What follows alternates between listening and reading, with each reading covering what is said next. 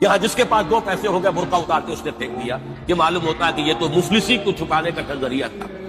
4 پیسے ہو، اچھے کپڑے پہنے ہوئے ہو، میک اپ صحیح کیا ہوا ہو، تو پھر برقعے کی کیا ضرورت ہے؟ اور میں نے شاید سنا ہے آپ کو، مجھ سے تو چند لڑکیوں نے یہ الفاظ کہے باقاعدہ۔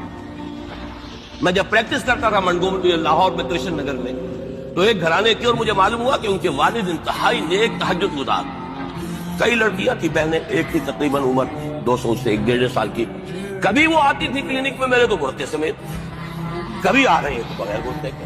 میں نے پوچھا یہ کیا تماشا ہے آپ لوگوں کا، کبھی بغیر برقعے کے کبھی برقعے سمیت۔ صاف جواب دیا، میں ان کے الفاظ کوٹ اینڈ کوٹ میں ان کے الفاظ کوٹ کر رہا ہوں، ڈاکٹر صاحب جب ہمیں کوئی میک اپ کرنے کا، کپڑے بدلنے کا موقع نہیں ملتا تو ہم برقع پہن لیتے، اور جب ہمیں موقع ملتا پھر برقع پہن۔ تو گویا کہ اس کو چھپانے کا ذریعہ بنتا ہے کہ کپڑے میلے ہیں، میک اپ نہیں کیا تو لہذا برقع پہن۔ یہ ہے حال پاکستان میں اسلام کا جو ہم نے بنایا ہے۔